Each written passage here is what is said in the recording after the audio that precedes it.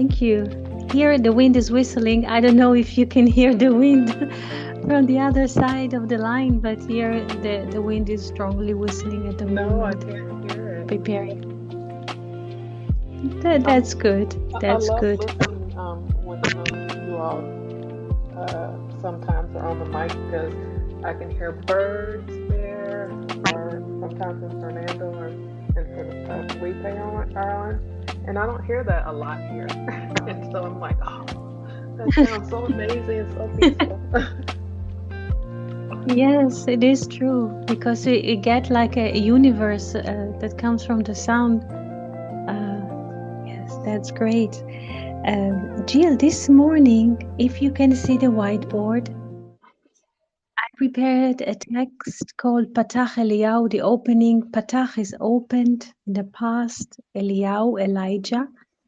This is the text that people usually read before they open the heart for prayer. It's a text that enables us to open the heart for prayer.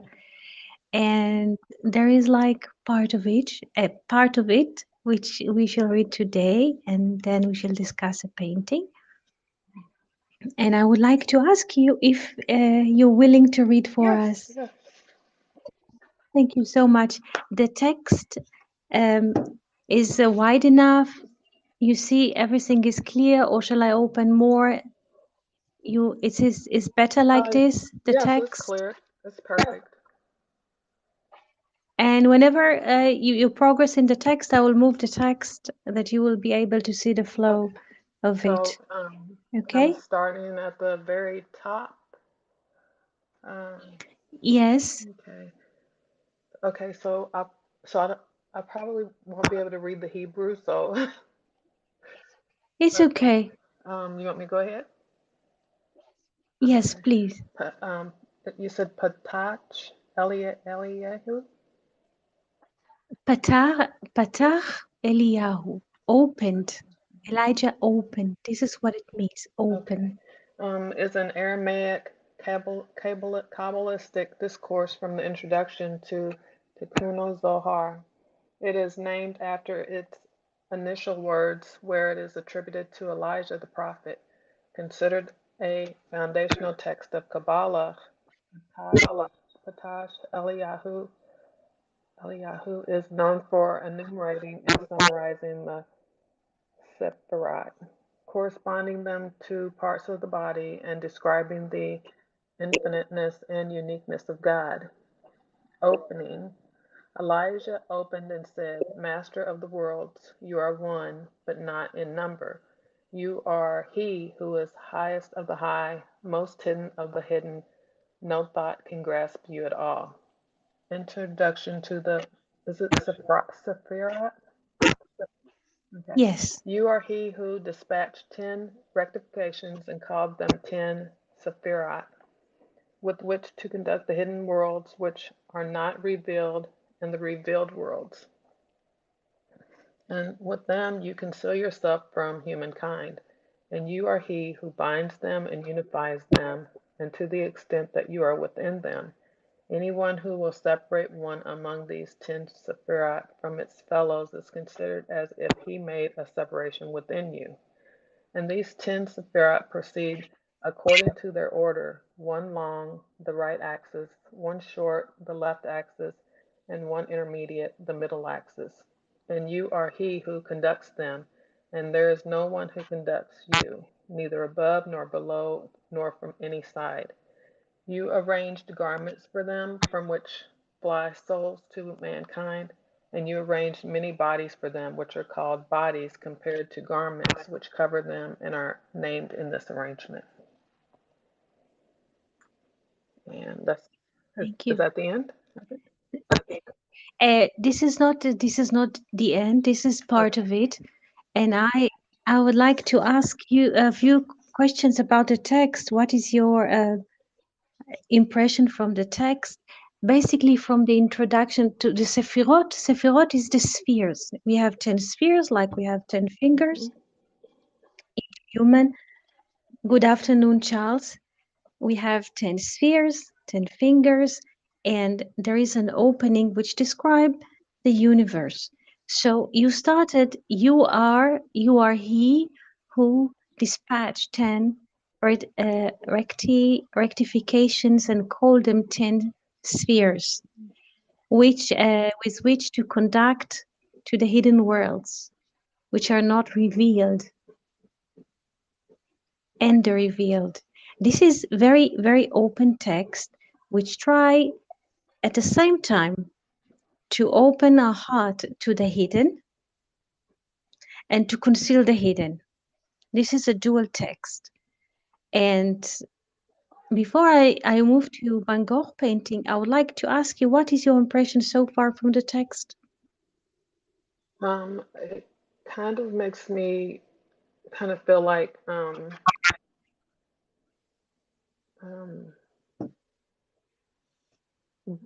it always makes me kind of feel like there's so much more that I don't know about Yeah, myself and about like the rest of the world. There's just this surface part. What I thought was real just appears to me not to be real. I don't know if that makes any sense, but that's just kind of how I see it. But there's, it's a new notion. Yeah, excuse me, this is a new notion that came to you, well, I mean, or yeah, I mean, whenever I read these, because it's so different for me, then it just is like there's so much that I need to learn um, that is hidden that it's just interesting. I just feel like the things that are on the surface may not be what they appear to be.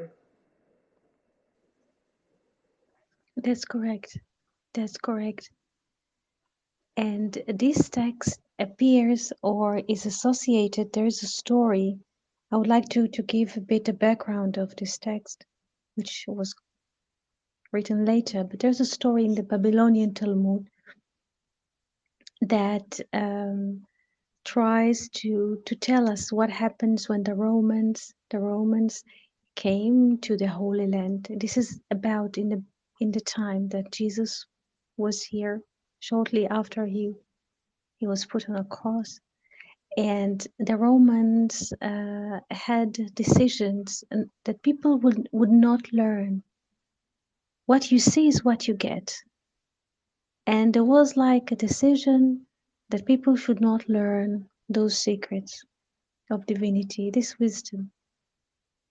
And as a consequence from this law or the judgment that the Roman uh, brought with them, two people hid in a cave in Galilee, Rabbi Shimon Bar Yochai, Rabbi Shimon, and his son Elazar. They hid in a cave in the Galilee, and next to the cave, to the opening of the cave, there was a corb tree and a spring of water, and they nourish themselves from the corb tree and from the water. And they went into the cave and took off their clothing. They have only how to say, dressing. They took off their dressing. They cover their bodies with sand until their necks, meaning the both heads were above the sand and they could speak, while their whole body was buried in sand. And they were learning the Torah, the secret, 12 years, 12 years in a cave, because the Roman forbid to teach this hidden worlds, the hidden concept of the divinity. And they did so for 12 years. Every 6 days, they used to come up from their sand and wear the one clothes, piece of dressing that they had, learn for the Shabbat, and again start again. They did so for 12 years until one day, Elijah, this is what the Babylonian story brings. One day Elijah appeared in the opening of the cave, and while conversing casually to them, he um, brought them the notion that the Roman Caesar had died, passed away, and so his order or command not to learn the Torah, the secrets of the divinity.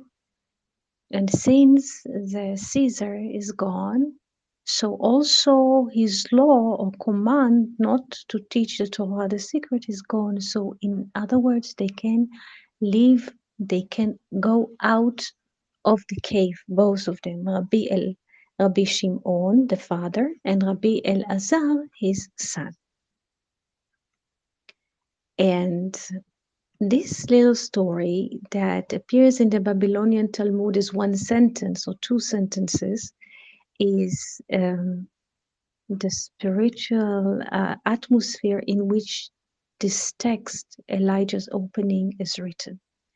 Basically, the appearance of Elijah, Eliyahu, in the opening of the cave is giving not just permission to Rabbi Elazar and his son to teach others Torah or to open the secrets of the Torah in the past, but the appearance of Eliyahu in our heart, also in this text, allows us or give us the permission or the right um, opening of the heart to discuss the the secret of life.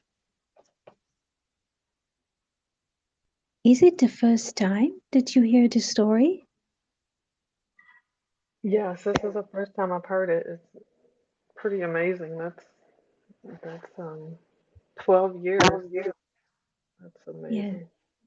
there were, yes, 12 years they were in the cave.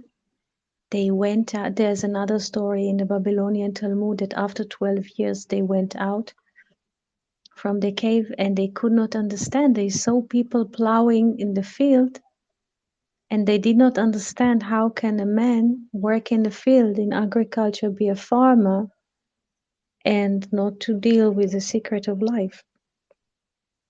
And every place that they looked, they did not understand what people are doing, this mechanical movement of life.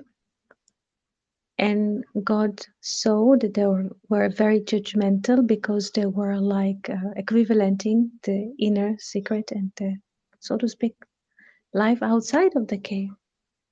And God says, what do you do to my world? Did you come up from this cave to destroy my world? God told them, this is what you do after 12 years learning. You judge every person in the field. He says, go back to the cave for another year. And they return to the cave for another year, to the 13th year. And here we come again to the 13th, which is love, because 12, in a way, symbolizes time, like 12 months per year, 12 tribes, 12 disciples, and so on. And they return to the 13th year, another year in the cave, and they go out and they, whatever they see when they come out from the cave in the 13th year, they see it with love. They see a farmer, a person walks in the field which holds a myrtus, myrrh. It's like a plant that gives very good smell, and they praise him, and they look at the Roman bud because the Romans also built water systems wherever they came, aqueduct, and they praise their work because they benefit people. After the 13th year, everything looks different because their perspective is love and unity. And from those two texts, I mean, this is the background text, which brings us to this text that was probably written later in time, but it, its appearance helps us to go into those counties, the hidden counties inside of us. Wow, that's interesting. I love it. Awesome. Thank you. Good morning, Fernando. Good morning, Karen. Good afternoon, Charles. I hope you can hear us.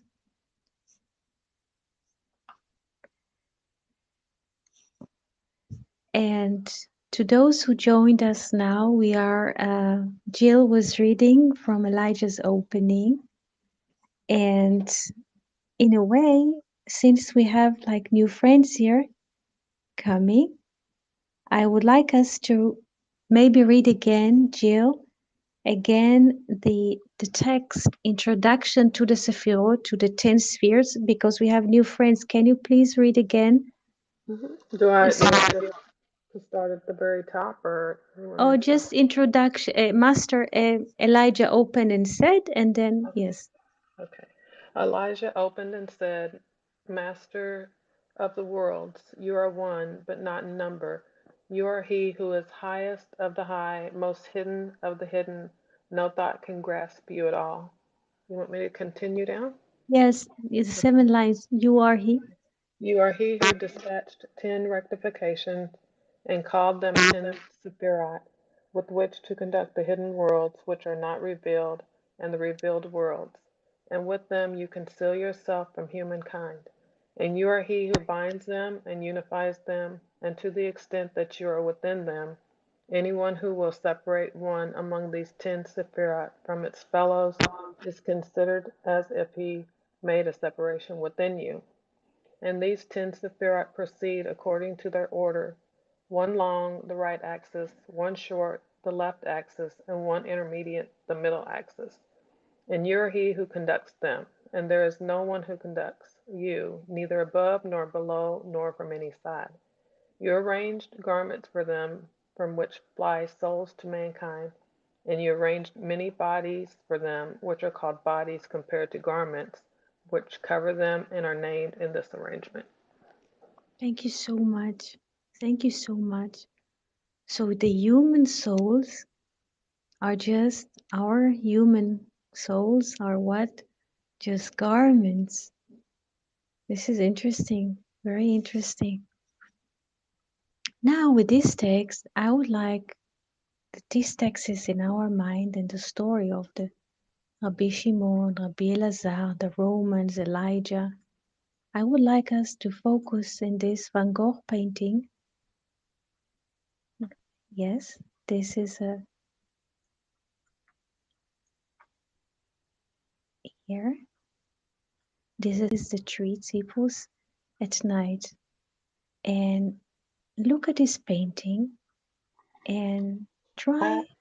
Yes, I, do you I see? actually can only still see the text that we just read. I don't see the picture. You don't see the picture. Okay, let's see again. Start moderating. Let's see. And is it? Yes, Does it? okay. Yes, thank you. I would like, do you see the whole painting? Yes, yes. Yes. So this is a Tzipus, yes, tree at night. And what is your impression? What do you see? What comes to you? And why this painting was brought here with this text? First of Okay. all, what do you see? What comes to you? I see the tree in the middle that's going up into the top of the painting. It looks like there's a lot of circular movement. One looks like a sun, the other side looks like it's possibly the moon. Mm-hmm. And 2 men at the bottom of the painting seem to be walking forward. It looks like a possibly a vehicle of some type in the middle of the picture to the right, maybe by a house. Mm-hmm. So yes, Yeah, that's just I just see this everything just flowing in a circular type motion like Van Gogh paintings. mm-hmm. Is there really any separation between the fields, the object, maybe the sun, the moon? Is there a separation? The tree is separating the two of them. Hmm. The tree is separating them. Hmm. Uh-huh. And And the road, and why the road is white?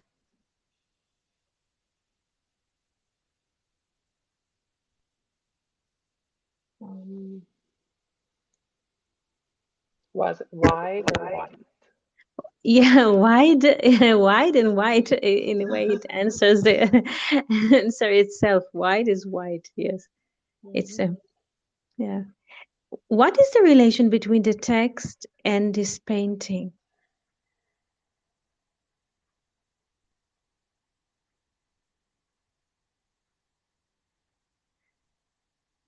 I'm drawing a blank. Okay, okay, okay.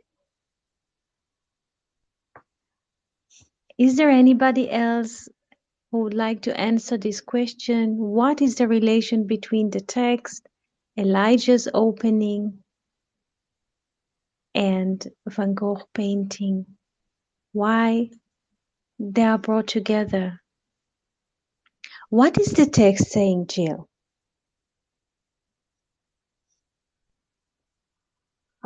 It's talking. Uh, let's see. I'll move it 1 second. Let's look at it. Introduction to the Sephiroth. Mhm.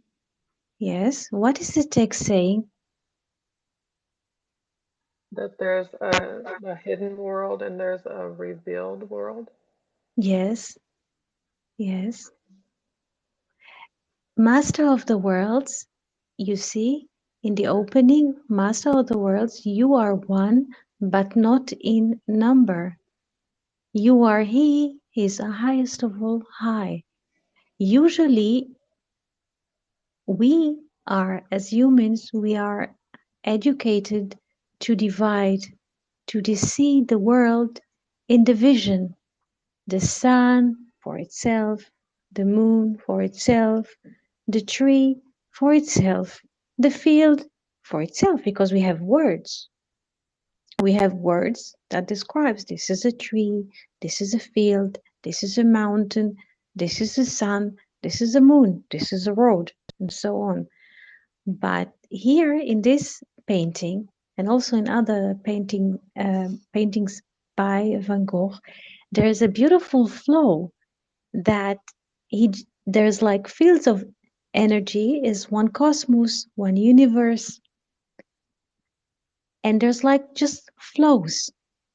And it's sometimes hard to define what is what. Now we can see that the cypress is like maybe dark green or different shades of green, and the skies are blue. But since there's constant movement, and fields are just moving, and everything is dressed in divinity. Our eyes, education, and so brings us to a course that we say, this is a road, this is a school, and so on. We see things separate. But here, he managed to bring this sense of, though it seems in different colors and different shape, this is one organic life. Yes, I can see that. Any questions that you would like to ask, or impressions about words, about colors, about concepts? Any one of the listeners? This is a very high text. We have started the beginning of it. The text itself is written in Aramaic for a reason, for a reason. And usually people are just, sometimes they, since it's so high text, they retreat. But I'm glad you're staying with us. I I feel like I'm retreating. You feel like you're retreating? Yes, yes. I do see all the flow that everything does flow together. Yeah, I mean, I definitely see that. Um, I'm, I guess I'm just drawing a blank on how to put it into words. It's okay. Questions or thoughts or impressions, everybody is welcome to join, to ask, to move to another topic, to ask about another painting, to bring another idea in front. This is just an offering. On YouTube, do you have questions? I see Daniel Osborne is writing. He did not understand his unconscious. It is stretch his mind beyond breaking point. This is what Daniel says. And Stuart is here. Yes. Is the white road being compared with the yellow fields? This is a question by Stuart.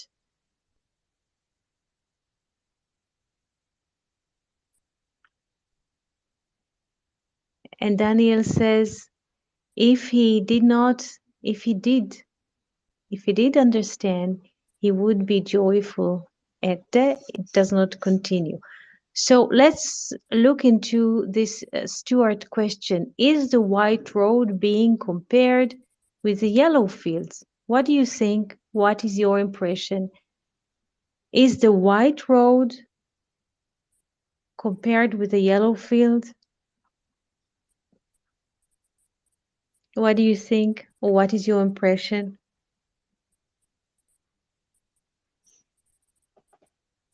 Could it be that the white road reflects the moon and the yellow field is a reflection of the sun? The great illuminator and the yellow, I mean the great which is yellow, the sun and the moon which is silver, could it be? This is just an offering.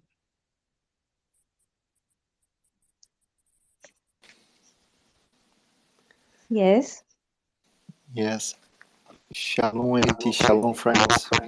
Shalom, shalom, Fernando. Good morning. How are you? I'm fine. Happy to be here. And, and it's a beautiful painting that you brought today, Eti. And I have just one idea to put on the table if you could open a little more. Mm-hmm. Because in the book of Sohar, it is very frequent that we see the fractals, you know.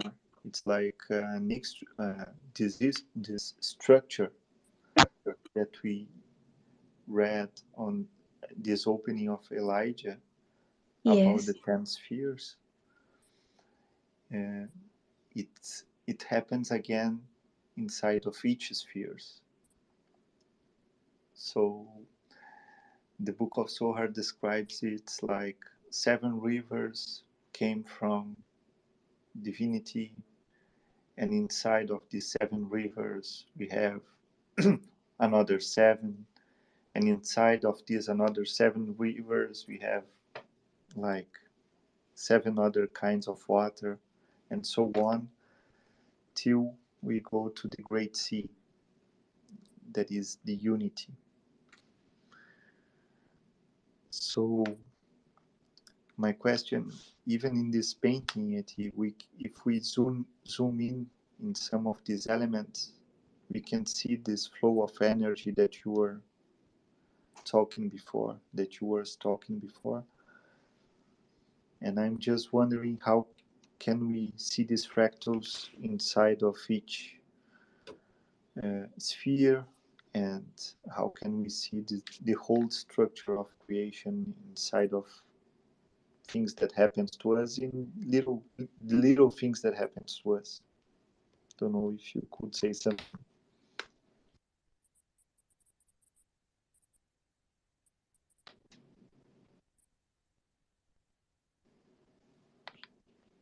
Now I see that it lost connection, maybe. Don't know. Fernando, do you hear me?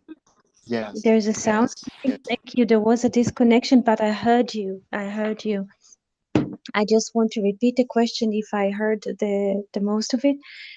Do you ask in our daily life how we can connect between the right axis, the left axis, at least for the beginning, and the middle axis? This is the question? It can be as well, but in fact, I was saying that in the Zohar, they say that the creation, this structure of the creation, Yes, it moves in fractals. You yes, know, it is present in the whole creation, in the macrocosm, yes, and it is present in the microcosm. And yes, even in this painting, if we zoom in the tree, let's say, yes, it is different, but we can see even in the tree these colors, these different colors, and this field of energy. yes, It has a proper lens, but it's the same idea, you know. It's just yes, so. This was my question. First, you add something even more interesting, that is the three openings, but my question is to see the whole structure in a fractal manner, like in the little things as well. yes. There are certain questions which are coming also from YouTube at the moment. And since the line was disconnected, I would like to repeat your question. You say that everything in the Zohar, you were reading a text, and you say that everything holds the structure of the 10 spheres. Is that the first sentence that you said? Fernando, do you have a Yes, sound? yes, exactly. Yes, Yes. yes. And then comes another sentence because the line was disconnected, so I try to follow your thinking.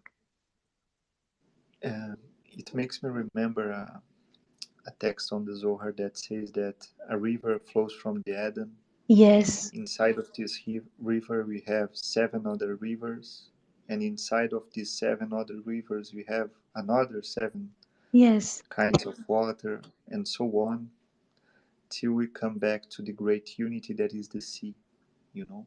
yes,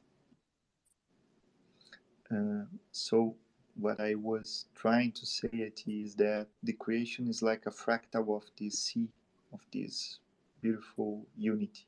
yes, yes, Just like you said, getting an example, you said that the moon and the sun and the moon could be represented in the yellow road and the white road. You know, it's reflecting again the same structure, but yes. in a different manner. Yes, yes, this is it. This is it. This is it. I think it's interesting that you described the text from the Zohar, which is beautiful. But I try to see what is the question behind the text that you're saying. What is the question? How to identify the fractals in our lives? This is the question.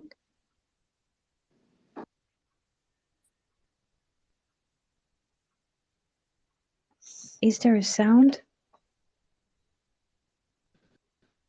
I can hear you.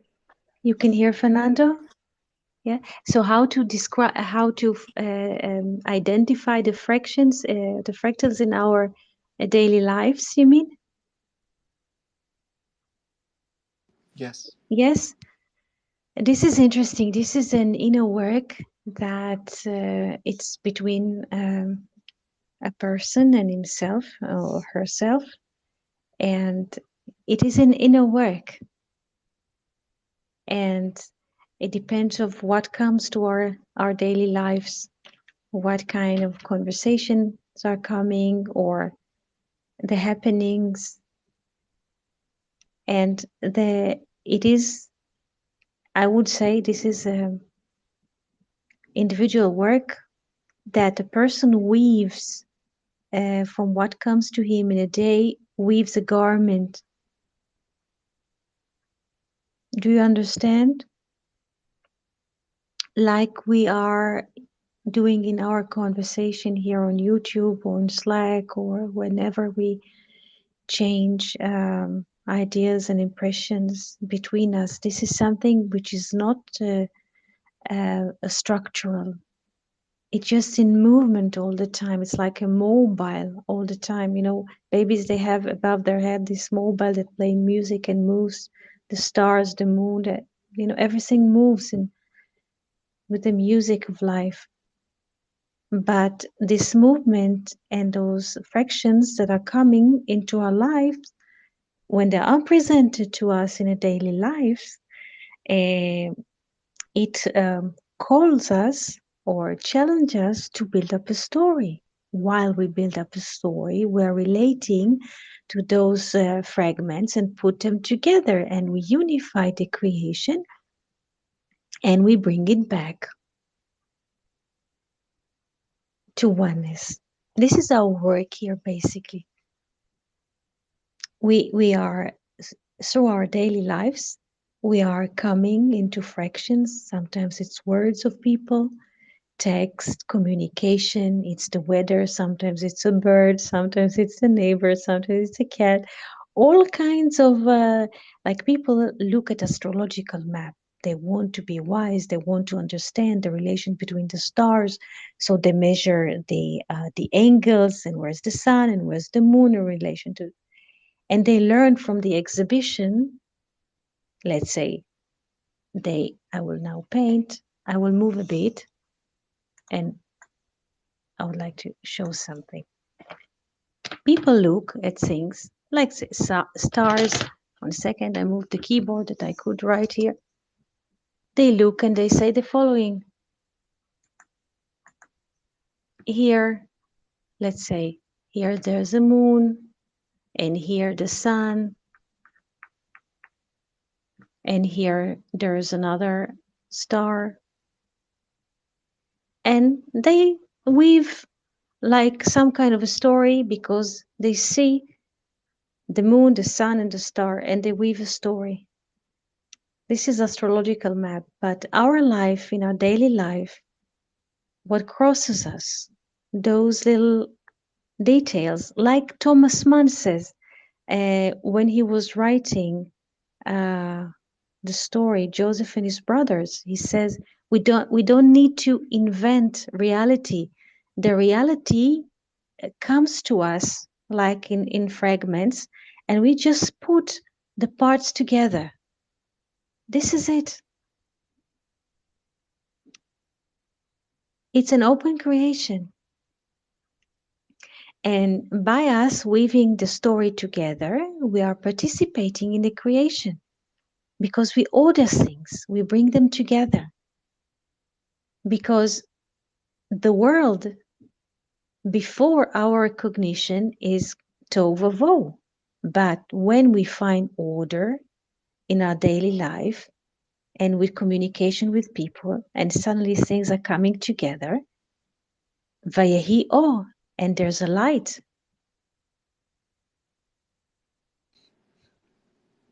Amazing. Thank you.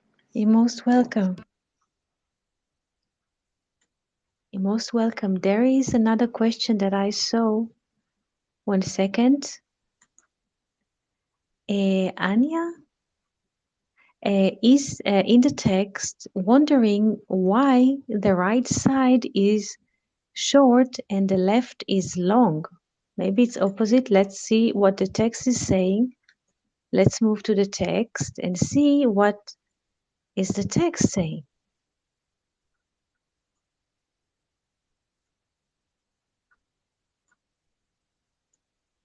The long side is the right side. The long side is the right side. Because grace and flow, this is a long sequence. The short sequence is with judgment. When there's a beautiful day and everything is flowing, everything is streaming, there's no traffic jam, just move and people are kind, and you move like a tree which is dancing in the air. So there is a long, this is the long or the right axis, or a long frequency. Sometimes in the text we find that in the days to in the future to come, when everything is beautiful and we experience everything like a long day, there is no cutting, there is no judgment. If we have conflict at work or disagreement, this is like shortcut. There's like we say in German Kurzschluss, that there's like electricity for something is like short. People do not understand each other. This is an opposite. This is why the left side is judgment and short, because when people they disagree, they coming really close to each other with their disagreement. But when people understand each other and they support each other, there is a feeling of a long string, like a long day with a lot of sun, with a lot of mercy, that everything is flowing.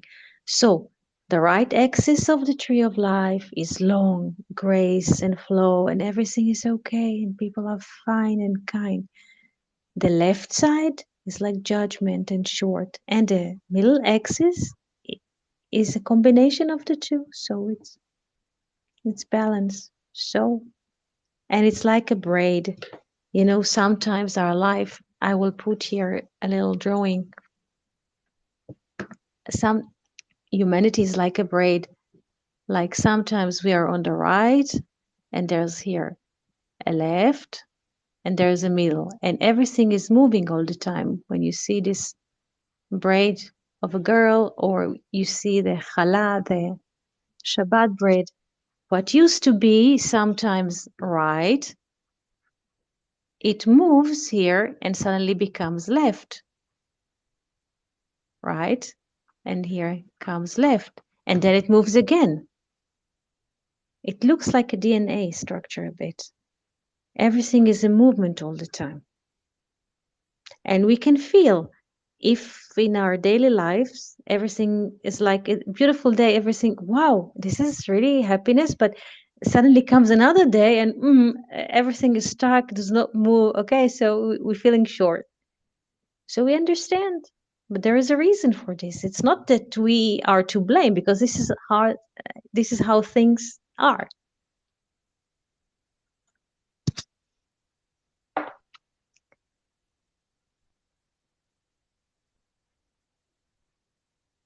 Questions or impressions, Jill?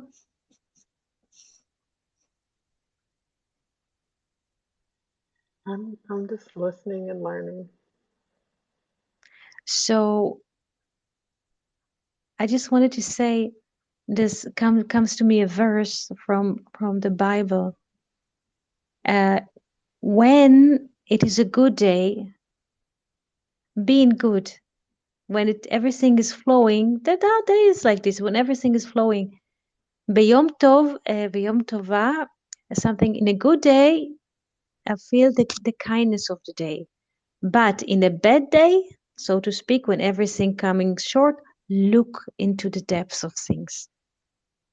I can bring the verse because it comes as fitting to the structure of the tree of life here and to your both questions.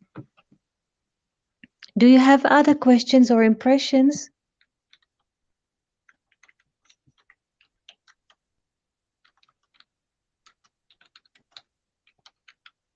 Is there something that you would like? This is from Ecclesiastes 7:14.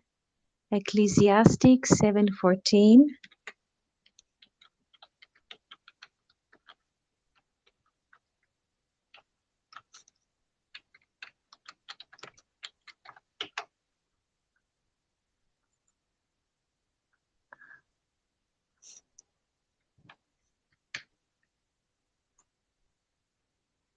Here I'll put it, and we need a volunteer to read the verse. A second. So we shall see it on the board. 1, 2, 3. Where are you, verse? I'll put also here. Here it is.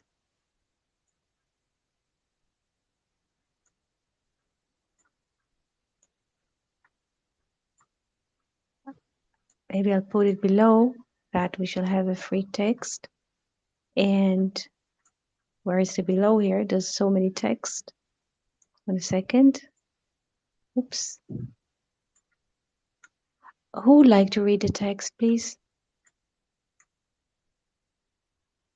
I can read. Thank you. I'll move it that we shall focus only on the text, please. Yeah. Do you have the English open? Is it wide enough? Okay. Yes. Yes. In the day of prosperity be joyful, and in the day of adversity consider. God hath made even the one as well as the other, to the end that man should find nothing after him. Thank you. So in a good day, there's a good flow in the heart. When it doesn't go, when there's a change, we just look through things because there's balance in life. So we should not, when everything is flowing, we should not be in high to think that we capture something because it's not coming from us, it is coming through us. And also, when the day after things are not moving or stuck or they're not, things are coming, it's not because we did something and we are punished. This is not a causal thinking here. So there's a day that there's the sun is shining, everything is flowing, that day is a bit different. And we host both of them. We did not create those situations. We just let them move through us. And sometimes we see that we behave in a certain way when there's a sun is shining and when there's no sun, things are happening. So we also in ourselves, if we don't identify so much, but when we watch ourselves, we can see what is moving through us in those days. And we can learn a lot.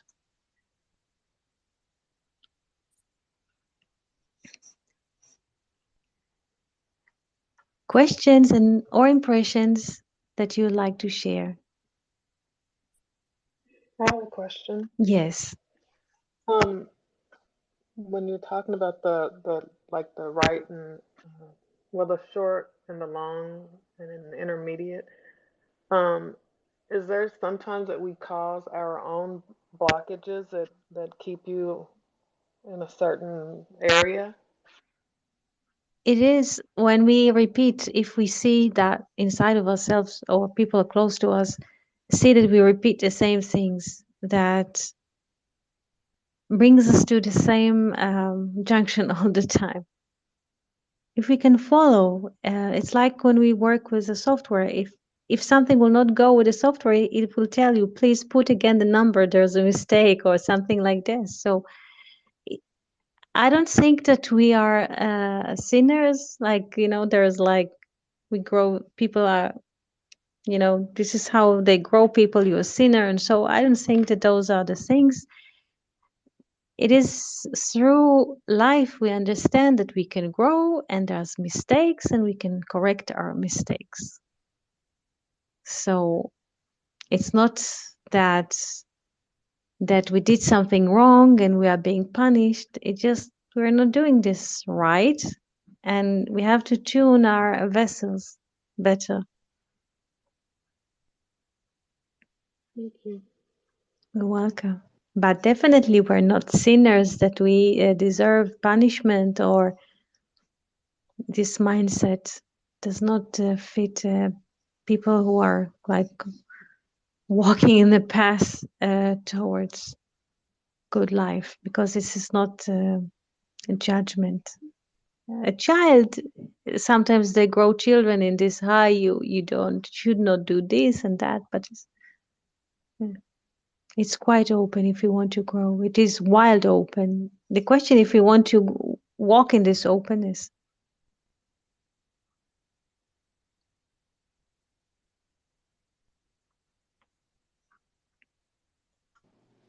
Eti, Yes. I'm just zooming at this versicle and I'm thinking about what you said, and it's here. Ubayom Ra Mm-hmm.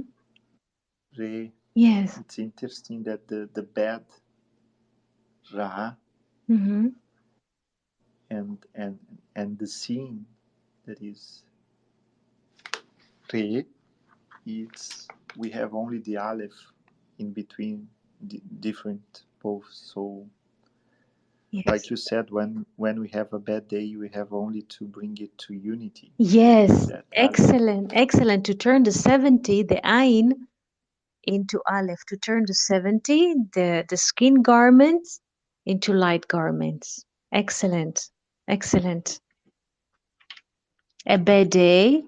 Ra'a, Yom Ra'a. 1 second, I'll move to a pen. Yom Ra'a, so to speak, a bad day. Ra'a. The Ain is 70. This is time. Re'eh, look. God says, if it's coming like a bad day, look into it. Turn the 70, the multiplicity, into 1. Because the Ain also brings us skin garment, kotnot or.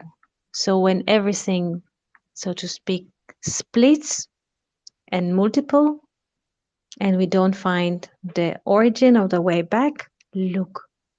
Meaning not look with external look, but look inside to the light, to the origin of things.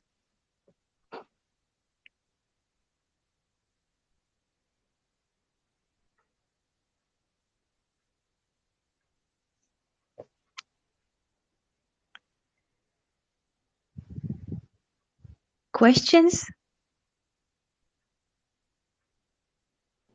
I think that Karen is. Yes. Thanks for that. Shalom. Shalom, shalom. Good I morning. have a question. Hmm. Morning. I have a question. Is not different text though?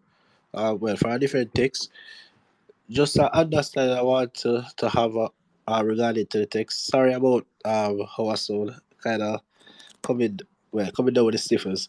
In Second Kings, chapter 2, verses 23 to 25. Again. Um, uh, it has to do with Elisha, Hmm. and the incident with the young men. Well, with the youths. Um, I don't know if you could give like a context of why he would have called out two bears and the mauling of the 42 youths. Is there any significance? Is there any reason or precedence why this would have happened, or why he would have done this to them?